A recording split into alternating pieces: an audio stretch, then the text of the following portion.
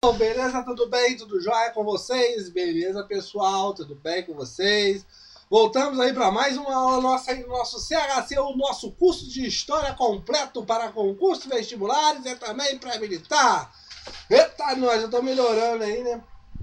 Tô vendo se eu melhoro aí dessa gripe que tá bravo, né? O negócio tá calor aqui, eu tô com o ventilador ligado e estou gripado ao mesmo tempo. Meu Deus do céu, isso é uma coisa muito contraditória. Mas tudo bem. O nosso curso não pode parar, o nosso CHC não pode parar para a sua prova. O nosso curso de História, ele é o quê? Ele é completo, exatamente isso. Para quê? Para concursos vestibulares e também pré-militar. Professor, eu do pré-militar também encerro esse curso seu? Sim. Tudo bem? A minha garganta tá aí, não vai que vai aí, mas vamos lá, vai dar certo. O e-mail, historiacom1@outlook.com, Facebook, isto está, e o celular para mensagem, o 3291650267. Desligando aqui o fiozinho no telefone, porque esse telefone, se tocar, não toque aqui muito alto aqui perto de mim, e não atrapalhe a concentração de vocês, ok? Hoje nós vamos falar sobre o que? História do Brasil número 90. É exatamente isso. Estamos chegando a quase 100 aulas de História do Brasil. Professor, é tanta aula assim? Pra que tanta aula assim, professor?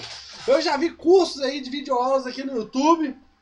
Que você fala aí, História do Brasil aí em 20 aulas, 25, 30 aulas. Eu não sei, eu também não tenho ideia também quantas aulas não. Mas você sabe aí que você observou já em outros cursos, em outros canais. Você observa aí poucas aulas aí, no caso aí, falando de História do Brasil. Por que a sua aula tem tantas aulas aí de História do Brasil? Por quê? Porque o nosso curso de História ele é completo, exatamente isso.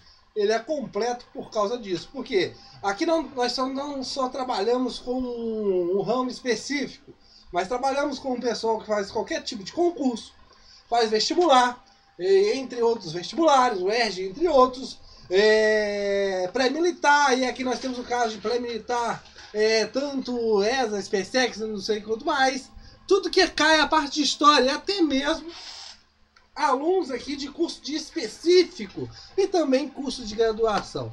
Então, por isso que o nosso CHC, o C no meio, é completo, beleza? Curso de História completo, né? O último C, né? O do meio é um H, né? CHC, né? O C, você pega o C daqui, o H daqui, junto com o C daqui. Por isso que o C último é completo, beleza? Então, dando uma melhorada na garganta aqui, História do Brasil 90. Hoje vamos falar sobre o quê? Segundo governo de Getúlio Dornelas Vargas, parte 1. Panorama.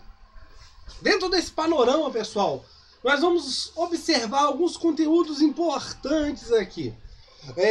Primeira coisa, vence com um discurso nacionalista, anti-imperialista e industrial. Getúlio Vargas, pessoal, chega ao poder nas eleições. E é importante nós destacarmos aqui, primeiramente, Getúlio Dornelas Vargas fica no poder lá de 30 até 45 e volta aqui em 50. Mas nós temos que observar uma coisa muito interessante. É a única chance, é a única vez que Getúlio Vargas é eleito de forma direta. Isso já é um macete aí para sua prova. Por quê? Em 30 ele dá um golpe, a Revolução de 30 instaura o governo provisório. Depois ele é eleito de forma indireta através da Assembleia Constituinte da Constituição de 32. Tranquilo, pessoal? De 34.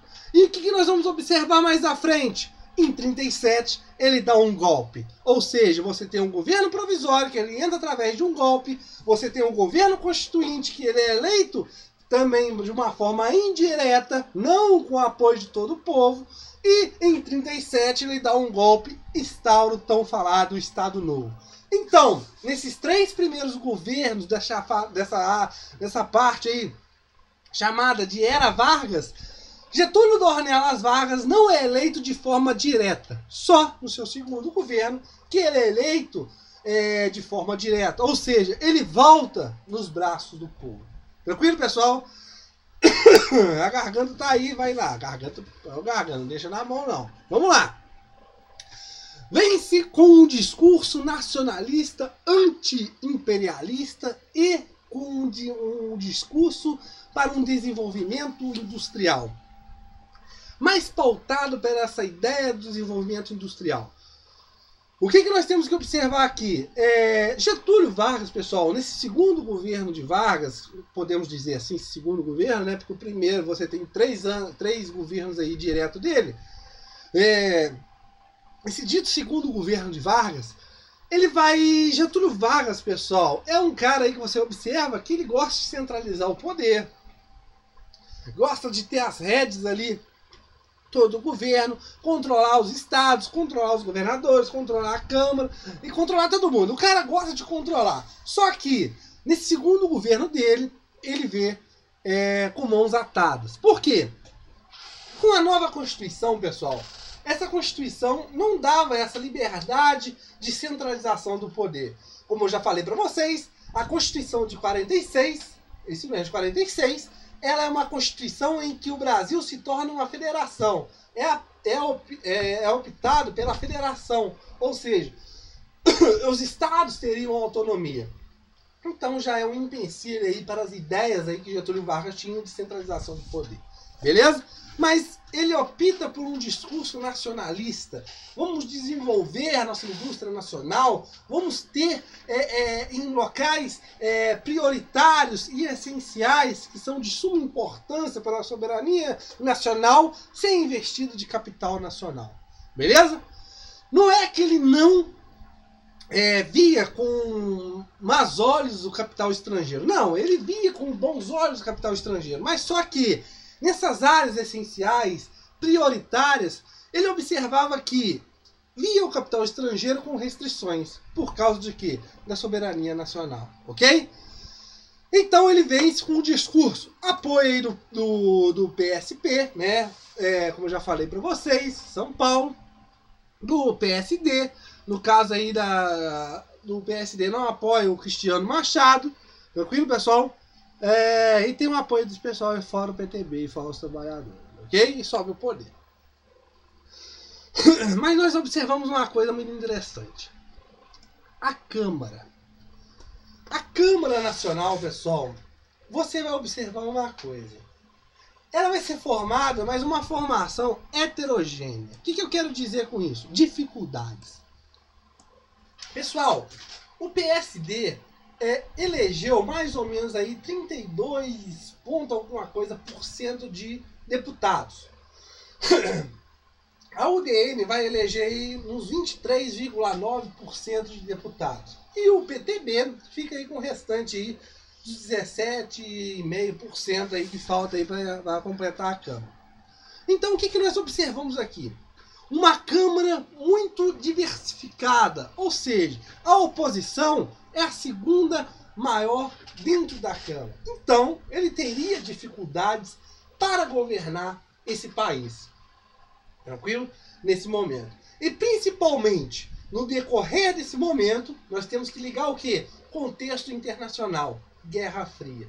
Então, nós vamos observar muito, no caso de Getúlio Vargas, optando para o nacionalismo, uma tipo de distância dos interesses internacionais ligados aos Estados Unidos, e outra ala interessada por um capital estrangeiro, interessada por um alinhamento mais forte com os Estados Unidos contra o comunismo. Então, nós observamos nesse caso o quê? Dificuldade de governar. E nesse caso, pessoal, o povo, nesse momento, não tinha aquela ideia, e é muito interessante, pessoal. Quando nós elegemos um presidente da República, nós temos que observar o quê? Que o cara lá não vai governar sozinho se ele não tiver apoio dentro da Câmara.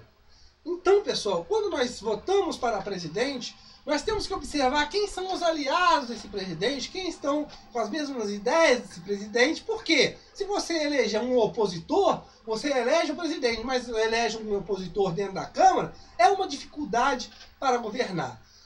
E nesse momento, pessoal, essa população que votou, que elegeu Getúlio Vargas nos braços do povo, da campanha O Petróleo é Nosso, você vai observar o quê? Que este povo não tinha essa crítica, essa visão crítica que o poder executivo é igual ao poder legislativo. Ou seja, o poder executivo está ligado ao poder legislativo. Caso esse poder legislativo não seja a favor do executivo, óbvio, dificuldade de governar. Nesse caso, por isso essa dificuldade, essa câmara heterogênea que foi formada durante as eleições. Ok? Continuando. Essas eleições, pessoal, vencidas aí por Getúlio Vargas, você pode observar em alguns livros que a própria UDN tentou impugnar essa eleição de Getúlio Vargas, alegando que teria que ser por maioria absoluta, mas isso não estava nada constitucionalmente aprovado, beleza?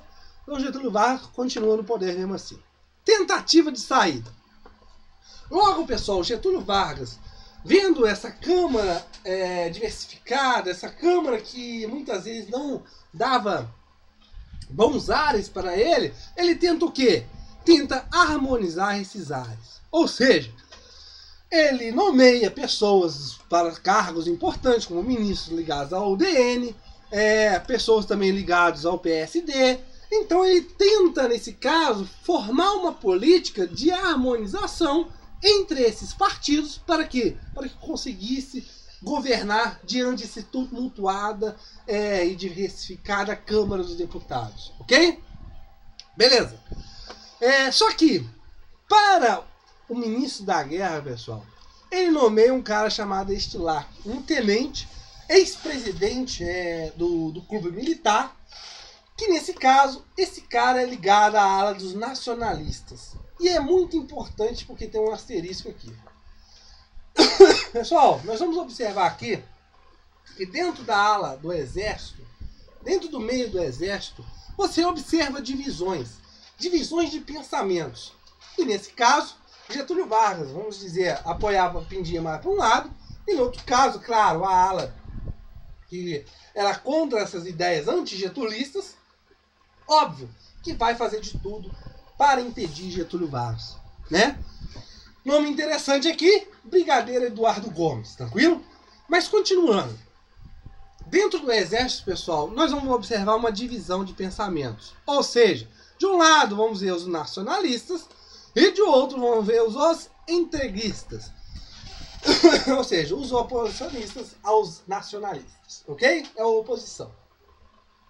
Quem são esses nacionalistas? Nesse caso, Estilac está no meio. Eles optavam pelo quê? Por um desenvolvimento do país baseado no quê? Na indústria. Um desenvolvimento que era industrial, que priorizava, nesse caso, um desenvolvimento industrial para o país crescer. Beleza. Uma típica relação de distanciamento aos Estados Unidos. Pessoal, nós observamos nesse momento a guerra na Coreia. E é muito interessante nessa guerra da Coreia, você observa o quê? A Guerra Fria no contexto, comunismo contra o capitalismo. E nesse momento, pessoal, esses nacionalistas viam que a Guerra da Coreia não era uma coisa que o Brasil tinha que intervir. Não era de situação primordial e política, financeira para o Brasil naquele momento. Teria que ter um distanciamento desses movimentos internacionais, nesse caso ligado a quem? Aos Estados Unidos, beleza? Nesse caso aqui, priorizando o capital nacional. O Estado como regulador da economia e investidor em áreas estratégicas. O que eu quero dizer com isso? Eles optavam por um Estado forte, que nesse Estado você poderia intervir na economia, e nesse caso, esse Estado que intervém na economia, ele possa investir em áreas estratégicas, como que siderurgia, metalurgia, hidrelétricas e entre outras coisas. No caso do petróleo também. Por quê? Vê o capital estrangeiro de banda, ou seja, áreas estratégicas, perigo da soberania. Eles viam o capital estrangeiro não como, quer dizer, vamos repelir o capital estrangeiro, não. Mas só que, se esse capital estrangeiro fosse usado em investimento de áreas estratégicas, futuramente, sei lá, em alguma coisa, poderia vir a prejudicar o Brasil contra um perigo à sua soberania nacional. Beleza? Então, priorizado aqui, como eu já falei, o nacionalismo, o capital nacional, o investimento do Estado nessas áreas estratégicas. Os entreguistas, menor intervenção do Estado, ou seja, não queriam que o Estado movesse muita palha para o lado da economia. não priorizava a indústria, mas a abertura do capital estrangeiro, ou seja, contrário aos nacionalistas dentro da ala do exército, que nós observamos, eles tentam uma aproximação mais e mais com os Estados Unidos, e isso através de quê? A abertura do capital estrangeiro. Por quê? Muitas multinacionais, com as ideias de Getúlio Vargas, se viam o quê? Mutiladas em fazer parte desse crescimento do Brasil. Nesse caso, os entreguistas, eles vão o quê? Diminuir essa intervenção do Estado na economia e abrir de forma também moderada, nem assim, abrir tudo, não. Abrir, mas com abrir num sentido mais amplo esse capital estrangeiro para investimentos dentro do Brasil, ok? E claro, alinhamento aos Estados Unidos, ok? Vamos continuar. Aqui nós observamos os nacionalistas e os integristas, os objetivos deles, as características deles. Como que nós observamos isso dentro de uma cisão dentro da parte do exército? Através das disputas de eleições do clube militar. As eleições do clube militar de 1950 elegem Estilac e Ortem Barbosa, nacionalistas, para a presidência do clube militar. Aí, nesse caso, você já observa o quê? Opositores e integristas já veem isso com o cara assim malvado, né, pessoal? E ainda mais, publica que os Estados Unidos eram responsáveis e o Brasil seria neutro. Ou seja, a Guerra da Coreia, quem era o único responsável para ter que ir lá lutar, investir e tudo mais, eram os Estados Unidos. O Brasil tinha que ter o quê? A tomar uma atitude de distanciamento dessas relações internacionais. Beleza? Nesse caso você observa o quê? Um temor por parte da oposição. Estilac, ele renuncia em 52, em maio de 52, ele renuncia em 52. Tem uma nova eleição. Estilac com Ortem Barbosa tentam a reeleição, mas só que em 52 vence Alcides e Nelson de Mello, dois integristas. Ou seja, você observa o que? A oposição, a ideia do alinhamento aos Estados Unidos, a abertura do capital estrangeiro, veio o que? A aproximação com os Estados Unidos. Então aqui já observamos o que? Uma cisão, uma diferença de pensamentos dentro da ala do exército. Ok, pessoal? O quadro econômico mudanças. O que nós vamos observar nesse momento? Dentro da economia, pessoal, Getúlio Vargas tinha que fazer alguma coisa. Por quê? A inflação estava alta, tinha que desenvolver o seu discurso de desenvolvimento industrial, então ele tinha que fazer alguma coisa. Então tinha que ter mudanças. Nesse caso ele faz. Priorizando o quê? A ideia da industrialização. Cria o Banco Nacional de Desenvolvimento, né? É o BNDES, em 1952. Forma de quê? De diversificar o processo industrial, ok? Mas via também a inflação. Então, dentro desse quadro econômico, que vai criar o BNDES, mas também se via também a inflação. Essa inflação, pessoal, corroía o bolso do trabalhador. E o custo de vida, por causa dessa inflação, aumentava muito. Tranquilo, pessoal? Claro que vindo lá desde o governo Dutra, herança do governo Dutra, mas essa inflação está dentro do governo de Getúlio Vargas, então o responsável para ter que resolver esse problema era quem? O bom velhinho Getúlio Dornelas Vargas. Então essa inflação começa a corroer o bolso do trabalhador, o custo de vida fica muito mais caro e nós vamos o que também? Greves, que nós vamos ver na nossa próxima aula, ok? Getúlio Vargas então fica no quê? Numa sinuca de bico, ou seja, ele vê reivindicações de trabalhadores e também tem que tomar medidas impopulares para contrair uma inflação. O que eu quero dizer com isso aqui? O Getúlio Dornelas Vargas, ele se vê um pouco acuado. Por quê? Pessoal, ele tinha que... Os trabalhadores, nesse caso das eleições, puseram Getúlio Vargas no poder. Getúlio Vargas era visto com bons olhos pelos trabalhadores, o pai dos pobres, o cara que deu vários direitos trabalhistas para os trabalhadores. Então, Getúlio Vargas não poderia distanciar desses trabalhadores. Ele teria que também atender algumas reivindicações dessa classe trabalhadora. Mas, por causa dessa inflação, que corroía, aumentava o custo de vida, ele também tinha que adotar medidas impopulares, ou seja, medidas que não agradaria a população, principalmente os trabalhadores, mas por motivo de quê? Conter a inflação. Então Getúlio Vargas se vê a quadro, beleza? Getúlio Vargas chama para o seu ministro da Fazenda o seu antigo e bom velho camarada Oswaldo Aranha, que cria o chamado Plano Aranha. Controlar a economia, tentar modificar os negócios. Ou seja, o que nós vamos observar aqui? Instrução número 70 da SUMOC, ou seja, da Superintendência da Moeda e do Crédito, a SUMOC. O que é essa instrução número 70? O chamado confisco cambial. Pessoal, fixar o valor baixo do dólar para os exportadores de café. O governo fica com uma parte. O que eu quero dizer com isso? O governo iria fixar nesse momento para os exportadores de café um valor que seria pago em dólar para esses exportadores, para esse pessoal do ramo do café. E esse dinheiro, pessoal, que fixaria um valor, e nesse caso, claro que esse valor não seria o total, para atingir esse total, o restante que foi fixado para os exportadores de café, esse restante que ia atingir o total, ia ficar com quem?